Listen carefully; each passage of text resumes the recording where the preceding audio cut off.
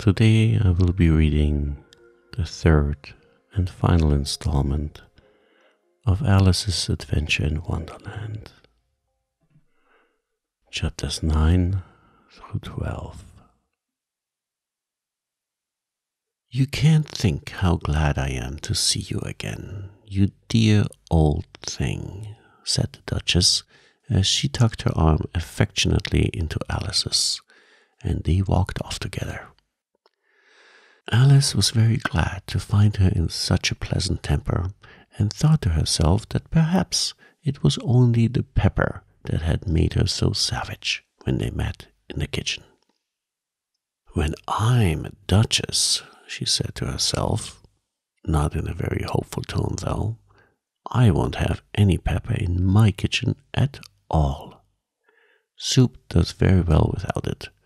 Maybe it's always pepper that makes people hot-tempered, she went on, very much pleased at having found out a new kind of rule. And vinegar that makes them sour, and chamomile that makes them bitter, and barley sugar and such things that make children sweet-tempered. I only wish people knew that. Then they wouldn't be so stingy about it, you know. She had quite forgotten the Duchess by this time, and was a little startled when she heard her voice close to her ear. You're thinking about something, my dear, and that makes you forget to talk. I can't tell you just now what the moral of that is, but I shall remember it in a bit. Perhaps it hasn't one, Alice ventured to remark. Tut, tut, child, said the Duchess. Everything's got a moral, if only you can find it. And she squeezed herself up closer to Alice's side as she spoke. Alice did not much like her keeping so close to her. First, because the Duchess was very ugly, and secondly, because she was exactly the right height to rest her chin on Alice's shoulder, and it was an uncomfortably sharp chin. However, she did not like to be rude, so she bore it as well as she could. The game's going on rather better now, she said, by way of keeping up the conversation a little. 'Tis so, said the Duchess, and the moral of that is, oh, 'tis love that makes the world go round. Somebody said, Alice whispered, that it's done by everybody minding their own business. Ah, well, it means much the same thing, said the Duchess, digging her sharp little chin into Alice's shoulder as she added, and the moral of that is, take care of the sense, and the sounds will take care of themselves. How fond she is of finding morals in things, Alice thought to herself. I dare say you're wondering why I don't put my arm around your waist, the Duchess said after a pause. The reason is that I'm doubtful about the temper of your flamingo. Shall I try the experiment? He might bite, Alice cautiously replied, not feeling at all anxious to have the experiment tried. Very true, said the Duchess. Flamingos and mustard both bite, and the moral of that is, birds of a feather flock together. Only mustard isn't a bird, Alice remarked. Right as usual, said the Duchess. What a clear way you have of putting things. It's a mineral, I think, said Alice. Of course it is, said the Duchess, who seemed ready to agree to everything Alice said. There's a large mustard mine near here, and the moral of that is, the more there is of mine, the less there is of yours. Oh, I know, exclaimed Alice, who had not attended to this last remark. It's a vegetable. It doesn't look like one, but it is.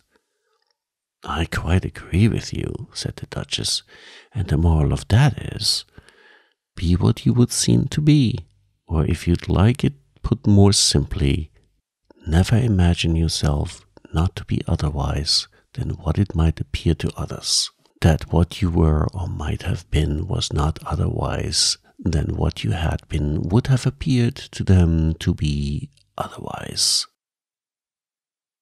I think I should understand that better, Alice said very politely, if I had it written down. But I can't quite follow it as you say it. That's nothing to what I could say if I chose, the Duchess replied in a pleased tone. Pray don't trouble yourself to say it any longer than that, said Alice. Oh, don't talk about trouble, said the Duchess. I make you a present of everything I've said as yet. A cheap sort of present, thought Alice. I'm glad they don't give birthday presents like that. But she did not venture to say it out loud. Thinking again, the Duchess asked with another dig of her sharp little chin. I have a right to think, said Alice sharply, for she was beginning to feel a little worried. Just about as much right, said the Duchess, as pigs have to fly. And but here, to Alice's great surprise, the Duchess's voice died away, even in the middle of her favorite word, moral, and the arm that was linked into hers began to tremble. Alice looked up, and there stood the Queen in front of them, with her arms folded, frowning like a thunderstorm. A fine day, Your Majesty, the Duchess began in a low, weak voice. Now, I give you fair warning, shouted the Queen, stamping on the ground as she spoke. Either you or your head must be off, and that in about half no time. Take your choice. The Duchess took her choice and was gone in a moment. Let's go on with the game, the Queen said to Alice, and Alice was too much frightened to say a word, but slowly followed her back to the croquet ground. The other guests had taken advantage of the Queen's absence and were resting in the shade. However, the moment they saw her, they hurried back to the game, the Queen merely remarking that a moment's delay would cost them their lives. All the time they were playing, the Queen never left off quarreling with the other players and shouting, "Off with his head," or "Off with her head." Those whom she sentenced were taken into custody by the soldiers, who of course had to leave off being archers to do this. So that by the end of half an hour or so, there were no archers left, and all the players, except the King, the Queen, and Alice, were in custody and under sentence of execution. Then the Queen left off, quite out of breath, and said to Alice, "Have you seen the mock turtle yet?" "No," said Alice. "I don't even know what a mock turtle is." "It's the thing mock turtle soup is made from," said the Queen. "I never saw one or heard of one," said Alice. "Come on then," said the Queen, "and he shall tell you his story." As they walked off together, Alice heard the Queen say in a low voice to the company general, "You are all pardoned." "Come, that's a good thing," she said to herself, for she had felt quite unhappy at the number of executions the Queen had ordered. They very soon came upon a griffin lying fast asleep in the sun. "Up, lazy thing," said the Queen, "and take this young lady to see the mock turtle and to hear his history. I must go back and see after some executions I have ordered." And she walked off, leaving Alice alone with the griffin. Alice did not quite like the look of the creature, but on the whole she thought it would be quite as safe to stay with it as to go after that savage Queen. So she waited. The griffin sat up and rubbed its eyes. Then it watched the Queen till she was out of sight. Then it chuckled. "What fun," said the griffin, half to itself, half to Alice. "What is the fun?" said Alice. "Why, she," said the Griffin. "It's all her fancy that they never executes nobody, you know. Come on." "Everybody says, 'Come on,' here," thought Alice, as she went slowly after it. "I never was so ordered about in my life. Never."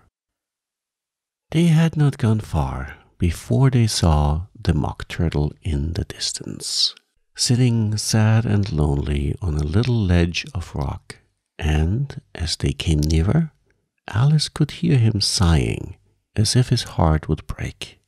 She pitied him deeply. "What is his sorrow?" she asked the Griffin, and the Griffin answered, very nearly in the same words as before.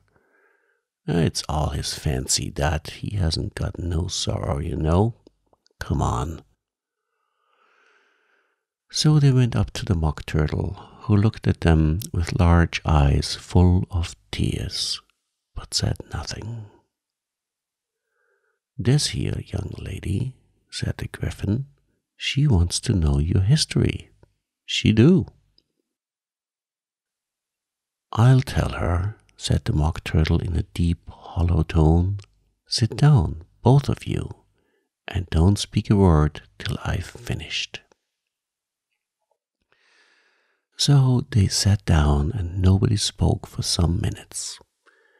Alice thought to herself, "I don't see how he can ever finish if he doesn't begin." But she waited patiently. "Once," said the Mock Turtle at last, with a deep sigh, "I was a real turtle." These words were followed by a very long silence, broken only by an occasional exclamation of "Hushkre" from the Griffin, and the constant heavy sobbing of the Mock Turtle. Alice was very nearly getting up and saying, "Thank you, sir, for your interesting story," but she could not help thinking there must be more to come, so she sat still and said nothing. "When we were little," the Mock Turtle went on at last, more calmly, though still sobbing a little now and then, "we went to school in the sea. The master was an old turtle. We used to call him Tortoise." "Why did you call him Tortoise if he wasn't one?" Alice asked. "We called him Tortoise because he taught us," said the Mock Turtle angrily. "Really, you are very dull." "You ought to be ashamed of yourself for asking such a simple question," added the Griffin. And when they both sat silent and looked at poor Alice, who felt ready to sink into the earth, at last the Griffin said to the Mock Turtle, "Drive on, old fella. Don't be all day about it." And he went on in these words. "Yes, we went to school in the sea, though you mayn't believe it." "I never said I didn't," interrupted Alice. "You did," said the Mock Turtle. "Hold your tongue," added the Griffin. Before Alice could speak again, the Mock Turtle went on. "We had the best of educations. In fact, we went to school every day." "I've been to a day school too," said Alice. "You needn't be so proud as all that." "With extras?" asked the Mock Turtle a little anxiously. "Yes," said Alice. "We learned French and music." "And washing?" said the Mock Turtle. "Certainly not," said Alice indignantly. "Ah, then yours wasn't a real good school," said the Mock Turtle in a tone of relief. "Now at ours we had at the end of the bill French, music, and washing. Extra." "You couldn't have wanted it much," said Alice, "living at the bottom of the sea." "I couldn't afford to learn it," said the Mock Turtle with a sigh. "I only took the regular course." "What was that?" inquired Alice. "Reeling and writhing," of course, to begin with, the Mock Turtle replied, and then the different branches of arithmetic, ambition, distraction, uglification, and derision.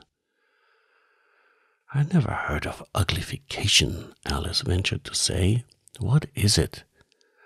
The Griffin lifted up both its paws in surprise. Never heard of uglification? It exclaimed. You know what to beautify is, I suppose?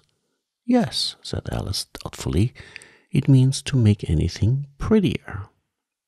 Well then, the Griffin went on, if you don't know what to uglify is, you are a simpleton. Alice did not feel encouraged to ask any more questions about it, so she turned to the Mock Turtle and said, What else had you to learn?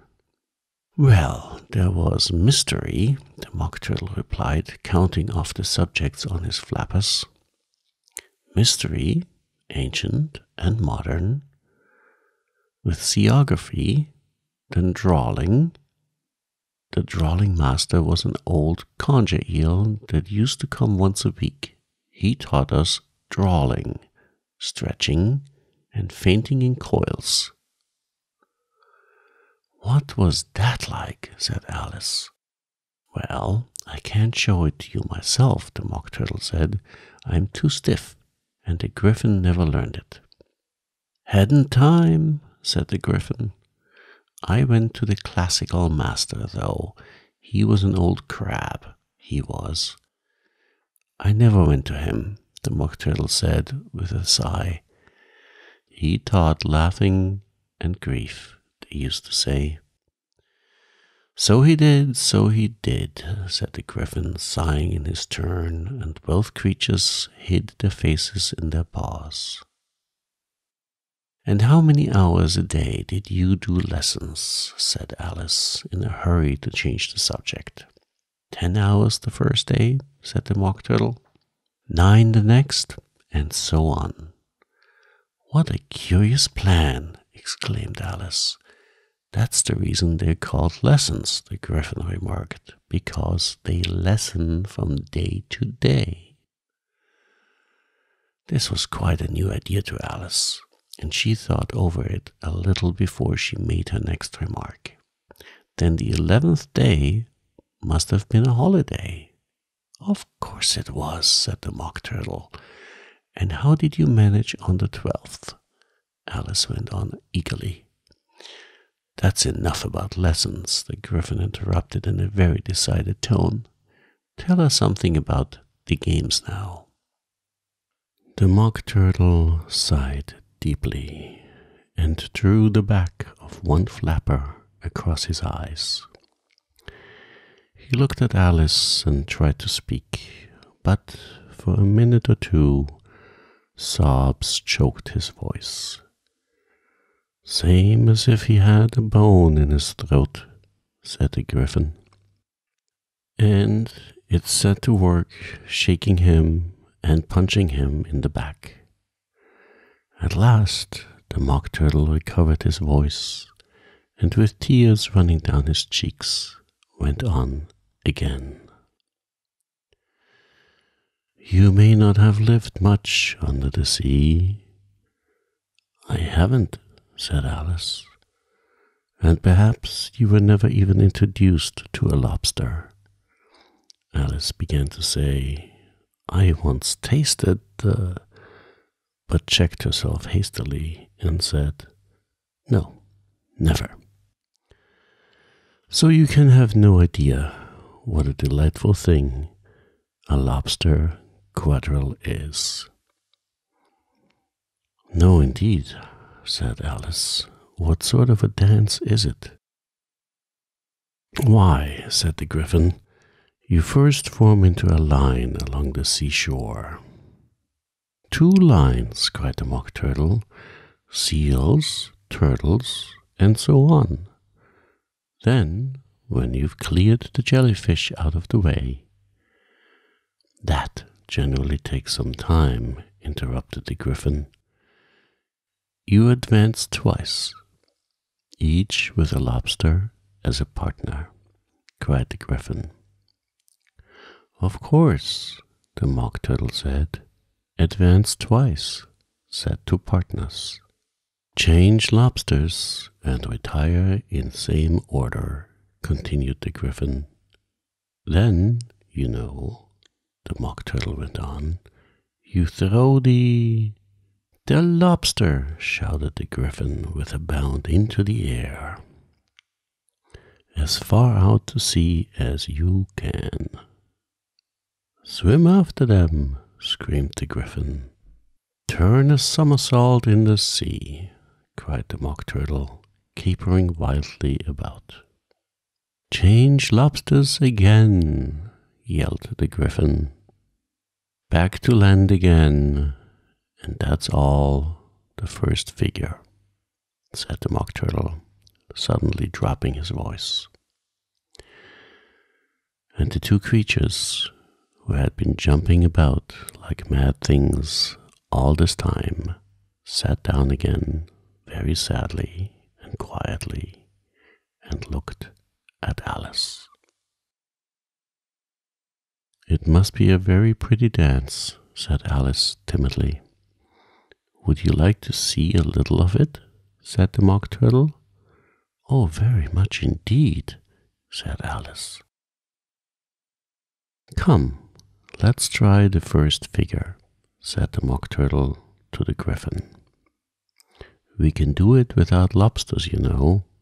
Which shall sing? Oh, you sing, said the Griffin. I've forgotten the words.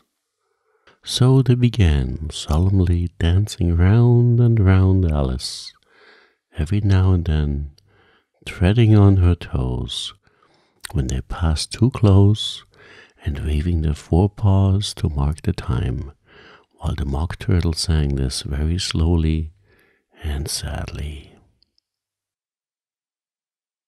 Will you walk a little faster? Said a whiting to the snail. There's a porpoise close behind us, and he's treading on my tail.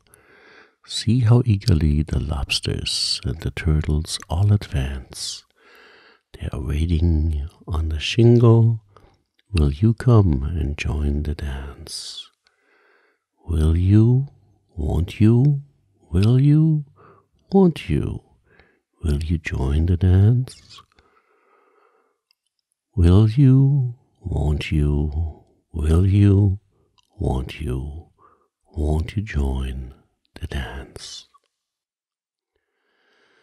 You can really have no notion how delightful it will be when they take us up and throw us with the lobsters out to sea. But the snail replied, too far, and gave a look askance. Said he thanked the whiting kindly, but he would not join the dance. Would not, could not, would not, could not, could not, would not join the dance. Would not, could not, would not, could not join the dance. What matters it how far we go? His scaly friend replied. There is another shore, you know, upon the other side. The further off from England, the nearer is to France. Then turn not pale, beloved snail, but come and join the dance. Will you, won't you, will you, won't you, will you join the dance? Will you, won't you, will you, won't you, won't you join the dance? Thank you. It's a very interesting dance to watch, said Alice, feeling very glad that it was over at last. And I do so like that curious song about the whiting. Oh, as to the whiting, said the Mock Turtle, you've seen them, of course. Yes, said Alice, I often seen them at She checked herself hastily. I don't know where Din may be, said the Mock Turtle, but if you've seen them so often, of course you know what they are like. I believe so, Alice replied thoughtfully. They have their tails in their mouths, and they are all over crumbs. You're wrong about the crumbs, said the Mock Turtle. Crumbs would all wash off in the sea. But they have their tails in their mouths, and the reason is... Here the Mock Turtle yawned and shut his eyes. Tell her about the reason and all that, he said to the Griffin. Well, the reason is, said the Griffin, that they would go with the lobsters to the dance, so they got thrown out to sea. So they had to fall a long way. So they got their tails fast in their mouths. So they couldn't get them out again. That's all. Thank you, said Alice. It's very interesting. I never knew so much about a whiting before. I can tell you more than that, if you like, said the Griffin. Do you know why it's called a whiting? I never thought about it, said Alice. Why? It does the boots and shoes, the Griffin replied very solemnly. Alice was thoroughly puzzled. Does the boots and shoes? She repeated in a wondering tone. Why, what are your shoes done with? Said the Griffin. I mean, what makes them so shiny? Alice looked down at them and considered a little before she gave her answer. They're done with blacking, I believe.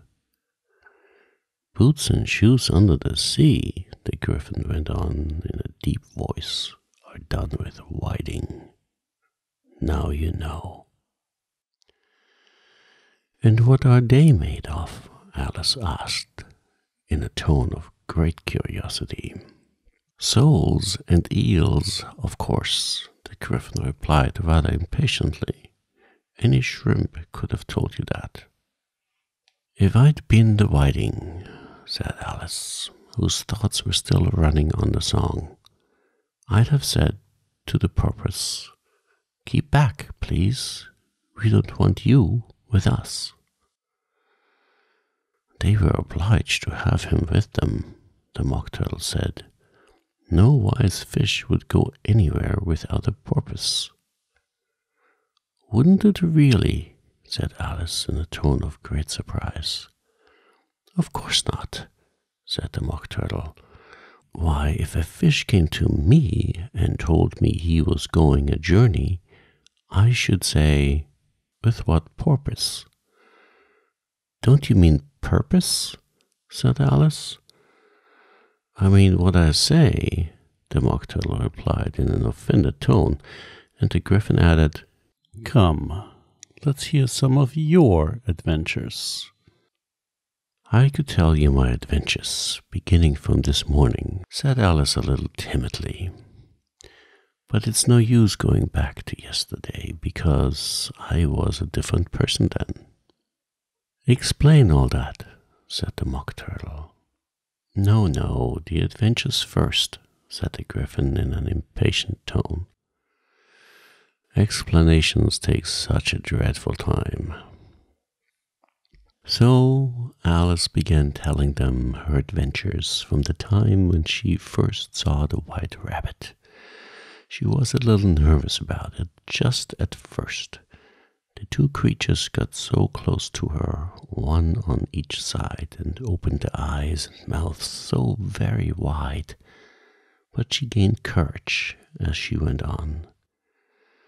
Her listeners were perfectly quiet, till she got to the part about her repeating, You are old, Father William, to the caterpillar, and the words all coming different. And then the Mock Turtle drew a long breath and said, That's That's very curious. It's all about as curious as it can be, said the Griffin. It all came different, the Mock Turtle repeated thoughtfully. I should like to hear her repeat something now. Tell her to begin. He looked at the Griffin as if he thought it had some kind of authority over Alice. Stand up and repeat. 'Tis the voice of the sluggard, said the Griffin. How the creatures order one about and make one repeat lessons, thought Alice. I might as well be at school at once. However, she got up and began to repeat it. But her head was so full of the lobster quadrille that she hardly knew what she was saying, and the words came very queer indeed. "'Tis the voice of the lobster," I heard him declare. "You have baked me too brown, I must sugar my hair. As a duck with its eyelids, so he with his nose trims his belt and his buttons and turns out his toes. When the sands are all dry, he is gay as a lark, and will talk in contemptuous tones of the shark. But when the tide rises and the sharks are around, his voice has a timid and tremulous sound." "That's different from what I used to say when I was a child," said the Griffin. "Well, I never heard it before," said the Mock Turtle, "but it sounds uncommon nonsense." Alice said nothing. She sat down with her face in her hands, wondering if anything would ever happen in a natural way again. "I should like to have it explained," said the Mock Turtle. "She can't explain it," hastily said the Griffin. "Go on with the next verse." "But about his toes," the Mock Turtle persisted. "How could he turn them out with his nose, you know?" "It's the first position in dancing," Alice said, but was dreadfully puzzled by the whole thing and longed to change the subject. "Go on with the next verse," the Griffin repeated. "It begins, 'I passed by his garden.'" Alice did not dare to disobey, though she felt sure it would all come wrong, and she went on in a trembling voice. "I passed by his garden and marked with one eye how the owl and the panther were sharing a pie. The panther took pie crust and gravy and meat, while the owl had the dish as its share of the treat.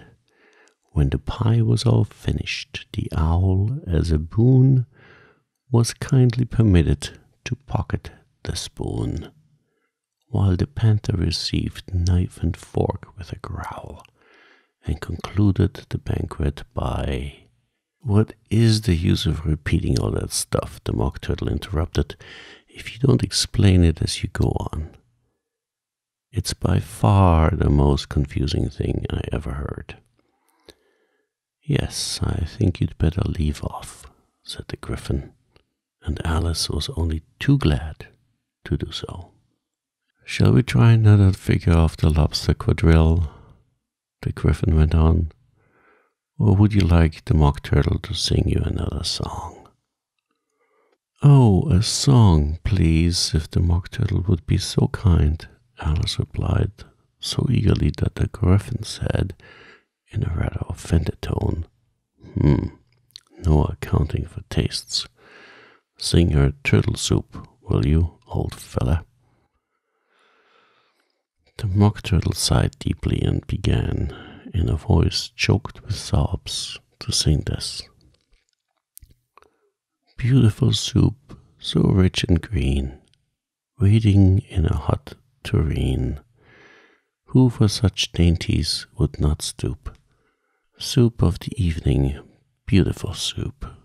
Soup of the evening, beautiful soup. Beautiful soup. Beautiful soup. Soup of the evening.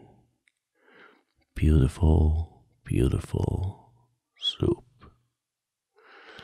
Beautiful soup.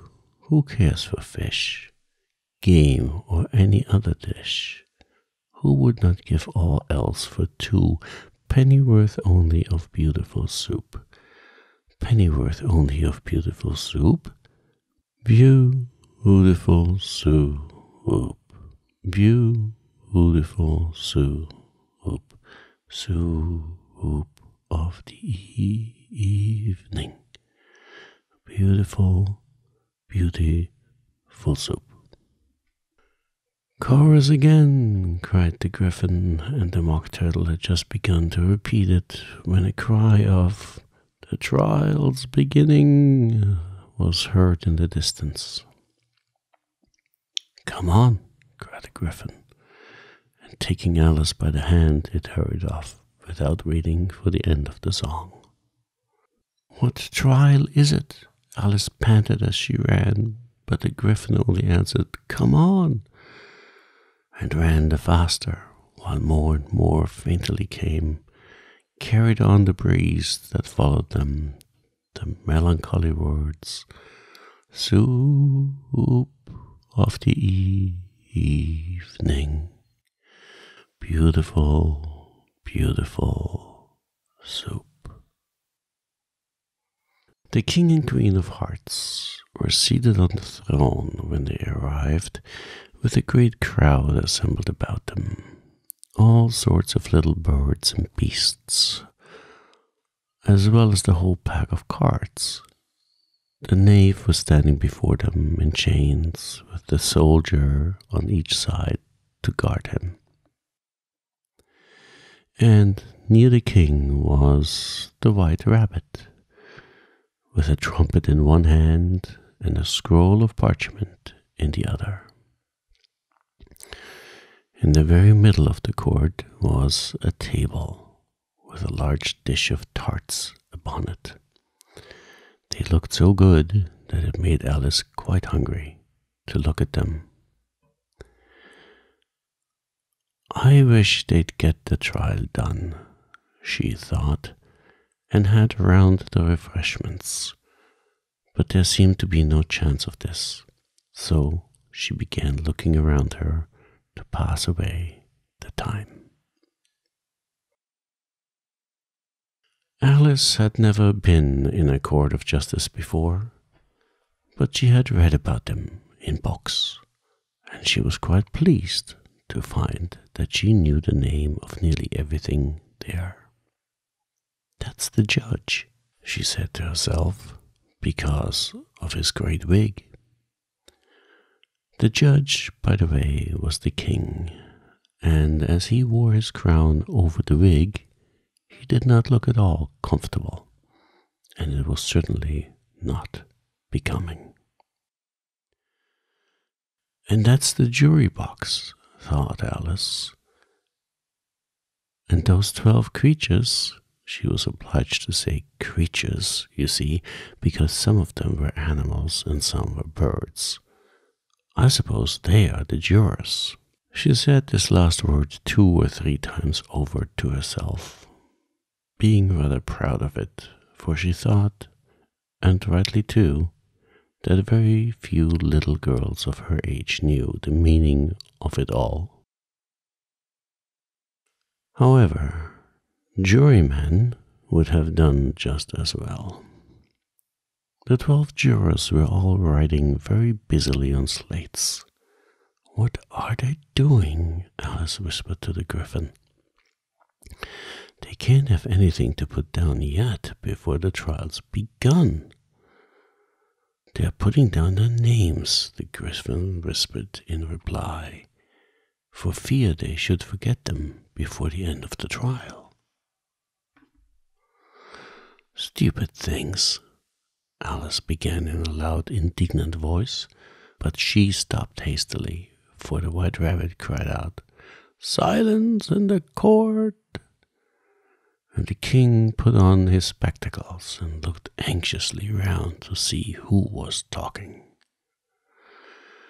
Alice could see, as well as if she were looking over their shoulders, that all the jurors were writing down stupid things on their slates, and she could even make out that one of them didn't know how to spell stupid, and that he had to ask his neighbor to tell him.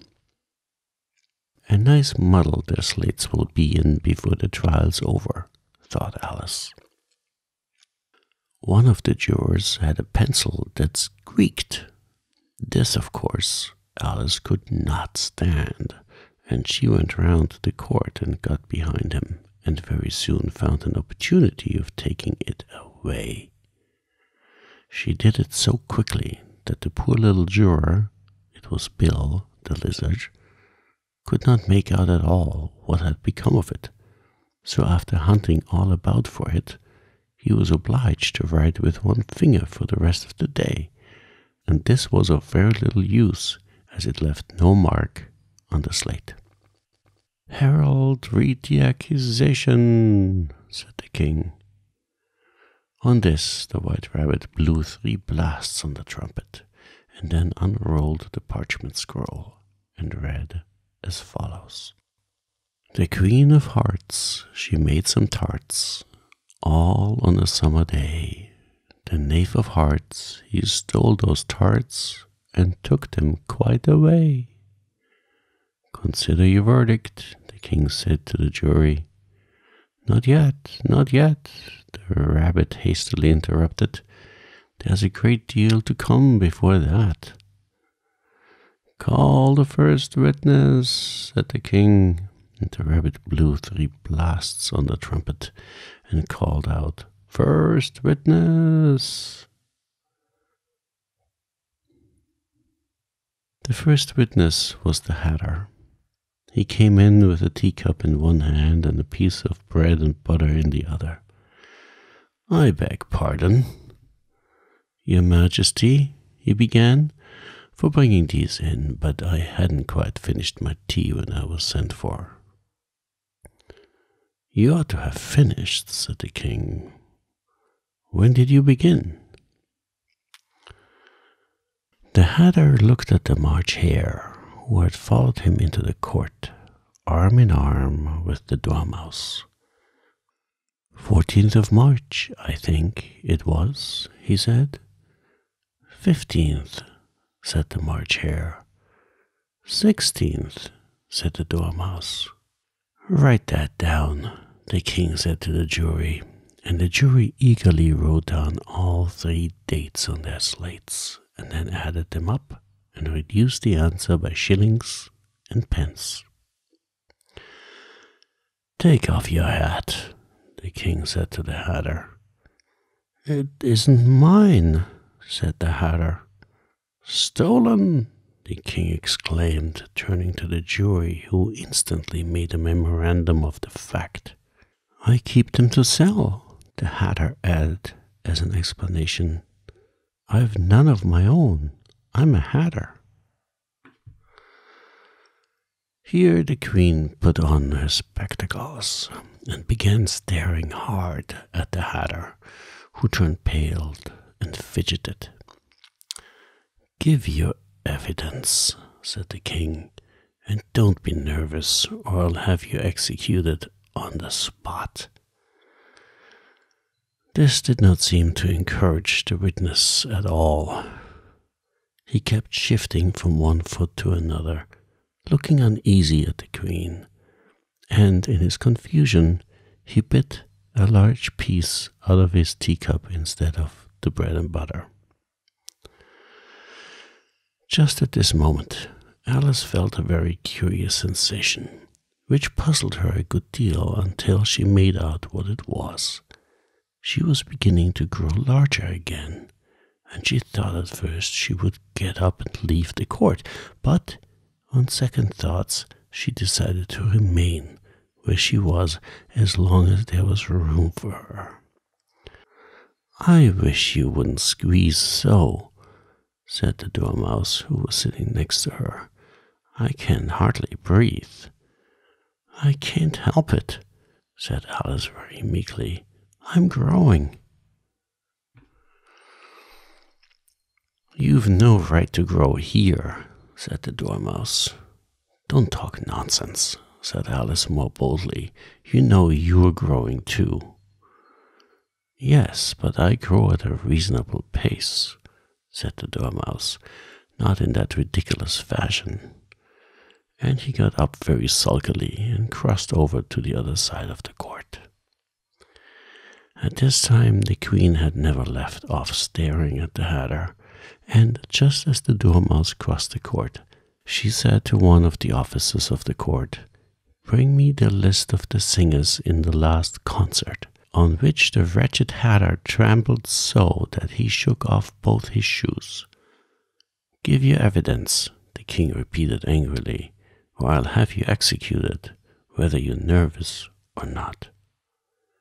"I'm a poor man, your Majesty," the Hatter began in a trembling voice, "and I hadn't begun my tea, not above a week or so, and what with the bread and butter getting so thin and the twinkling of the tea—" "The twinkling of what?"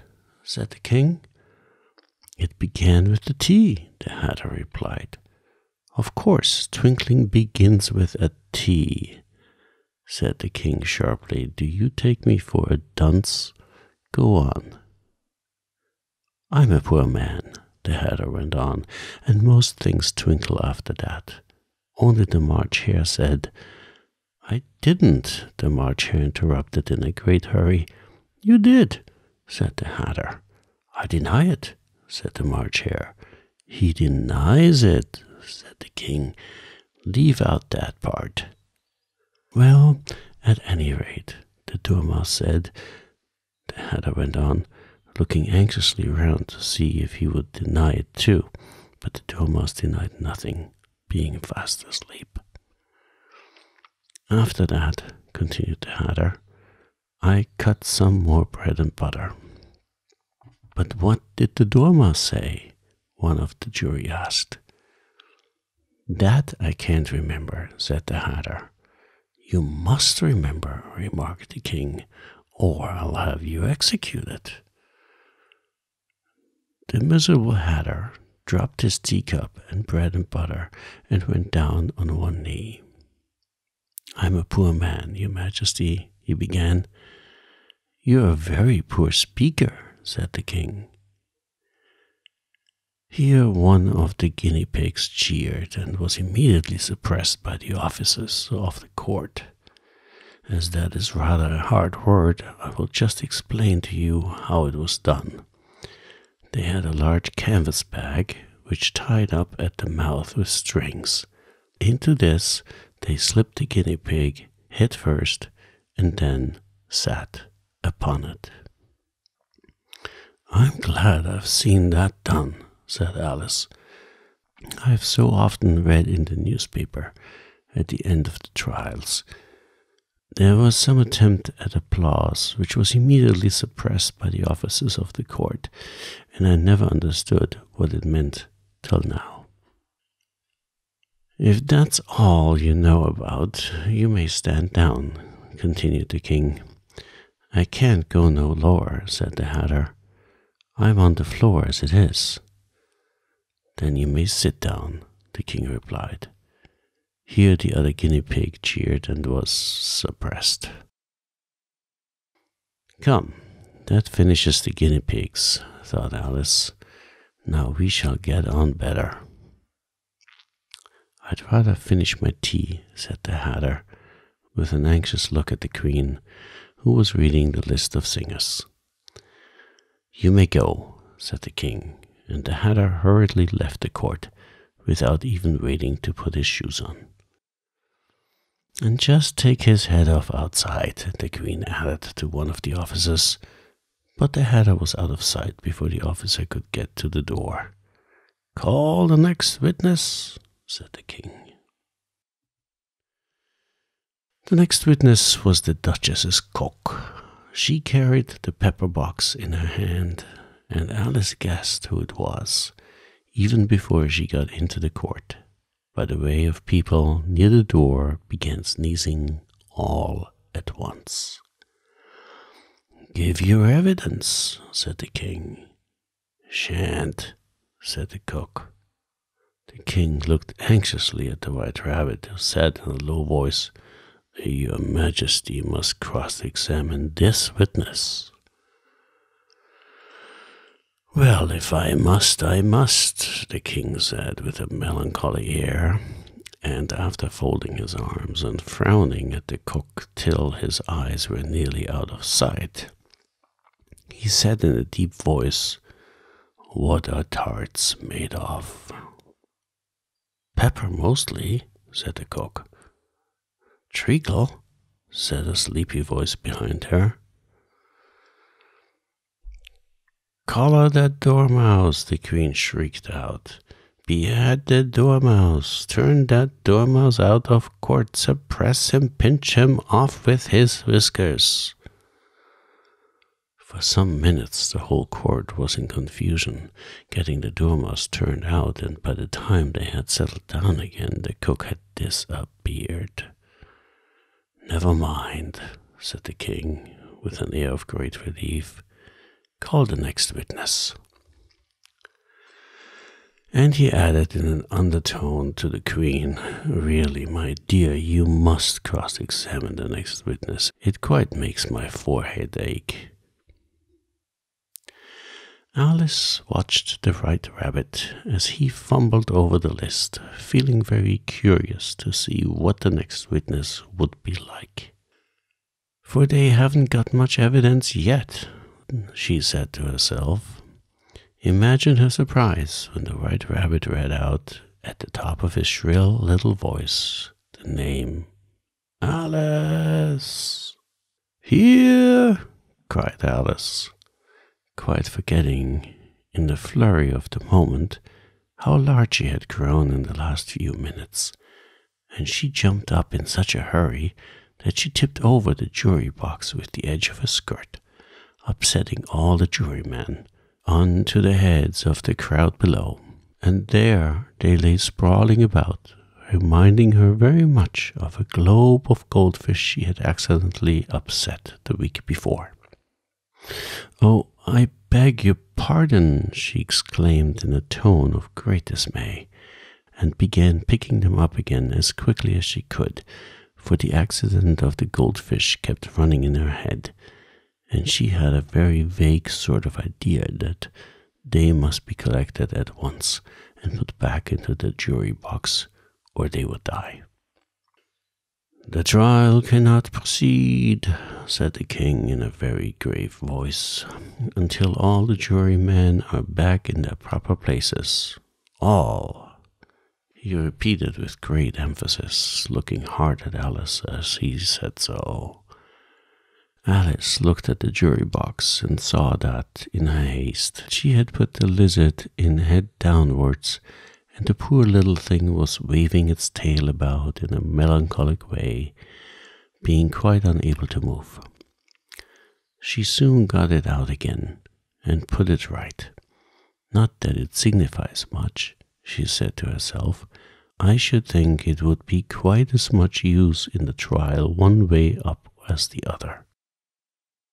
As soon as the jury had a little recovered from the shock of being upset, and their slates and pencils had been found and handed back to them, they set to work very diligently to write out a history of the accident, all except the lizard, who seemed too much overcome to do anything but sit with its mouth open, gazing up into the roof of the court.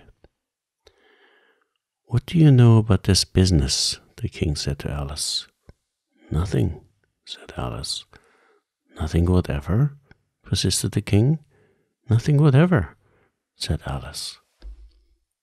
"That's very important," the king said, turning to the jury. They were just beginning to write this down on their slates, when the White Rabbit interrupted. "Unimportant, your Majesty, means of course," he said in a very respectful tone, but frowning and making faces at him as he spoke. "Unimportant, of course, I meant," the king hastily said, and went on himself in an undertone. "Important, unimportant, unimportant, important," as if he were trying which word sounded best. Some of the jury wrote it down, important, and some unimportant. Alice could see this, as she was near enough to look over the slates. But it doesn't matter a bit, she thought to herself. At this moment the king, who had been for some time busily writing in his notebook, called out, "Silence!" and read out from his book, "Rule 42. All persons more than a mile high to leave the court." Everybody looked at Alice. "I'm not a mile high," said Alice. "You are," said the king. "Nearly 2 miles high," added the queen. "Well, I shan't go at any rate," said Alice. "Besides, that's not a regular rule. You've invented it just now." "It's the oldest rule in the book," said the king. "Then it ought to be number 1, said Alice. The king turned pale and shut his notebook hastily. "Consider your verdict," he said to the jury in a low, trembling voice. "There's more evidence to come yet, please your majesty," said the White Rabbit, jumping up in a great hurry. "This paper has just been picked up." "What's in it?" said the queen. "I haven't opened it yet," said the White Rabbit, "but it seems to be a letter, written by the prisoner to somebody." "It must have been that," said the king, "unless it was written to nobody, which isn't usual, you know." "Who's it directed to?" said one of the jurymen.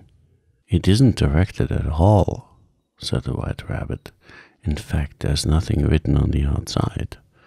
He unfolded the paper as he spoke and added, "It isn't a letter after all. It's a set of verses."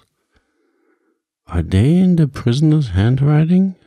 asked another of the jurymen.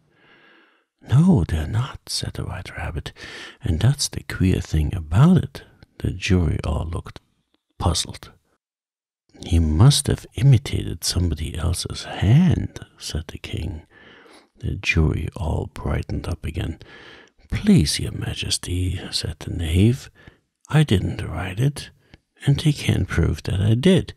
There's no name signed at the end." "If you didn't sign it," said the king, "that only makes the matter worse. You must have meant some mischief, or else you'd have signed your name like an honest man." There was a general clapping of hands at this. It was the first really clever thing the king had said that day. "That proves his guilt, of course," said the queen. "So off with "It doesn't prove anything of that sort," said Alice. "Why, you don't even know what they're about." "Read them," said the king. The White Rabbit put on his spectacles. "Where shall I begin, please your majesty?" he asked. "Begin at the beginning," the king said gravely, "and go on till you come to the end, and then stop." There was dead silence in the court, whilst the White Rabbit read out these verses. "They told me you had been to her, and mentioned me to him. She gave me a good character, but said I could not swim. He sent them word I had not gone. We know it to be true. If she should push the matter on, what would become of you? I gave her 1, they gave him 2, you gave us 3 or more. They all returned from him to you, though they were mine before. If I or she should chance to be involved in this affair, he trusts to you to set him free, exactly as we were. My notion was that you had been, before she had this fit, an obstacle that came between him and ourselves and it. Don't let him know she liked them best, for this must ever be a secret kept from all the rest, between yourself and me. That's the most important piece of evidence we've heard yet, said the king, rubbing his hands. So now let the jury... If any of them can explain it, said Alice. She had grown so large in the last few minutes that she wasn't a bit afraid of interrupting him. I'll give him 6 pence. I don't believe there's an atom of meaning in it. The jury all wrote down on their slates.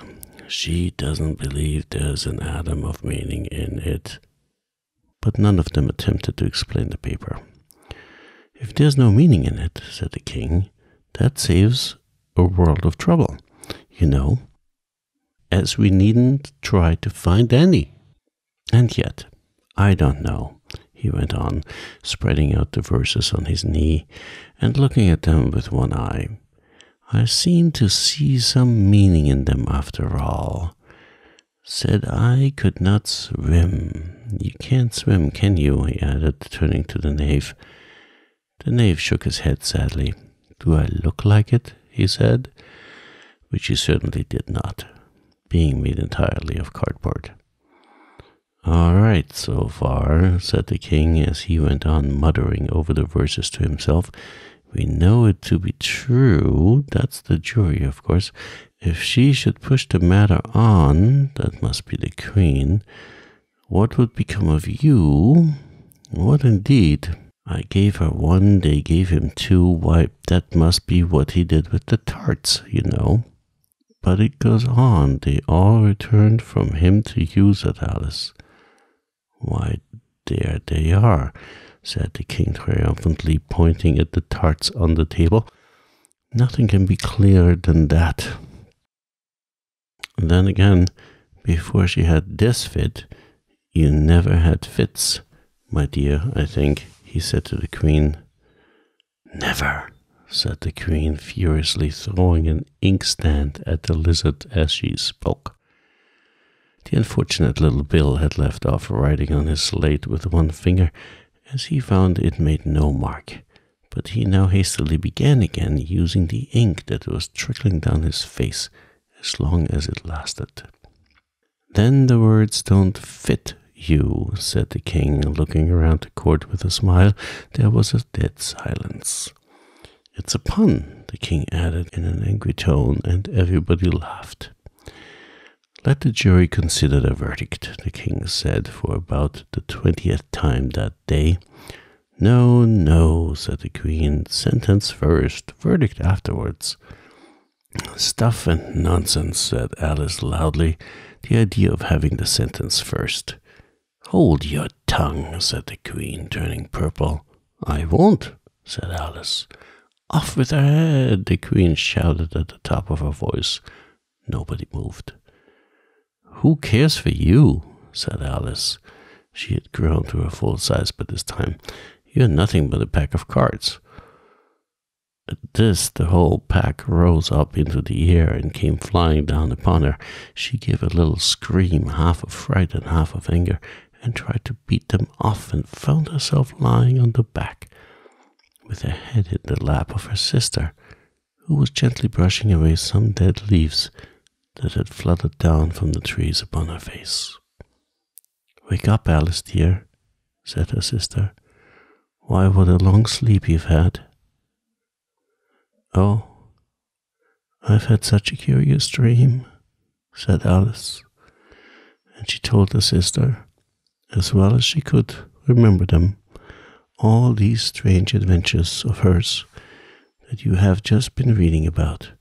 And when she had finished, her sister kissed her and said, It was a curious dream, dear. Certainly, but now run in to your tea. It's getting late.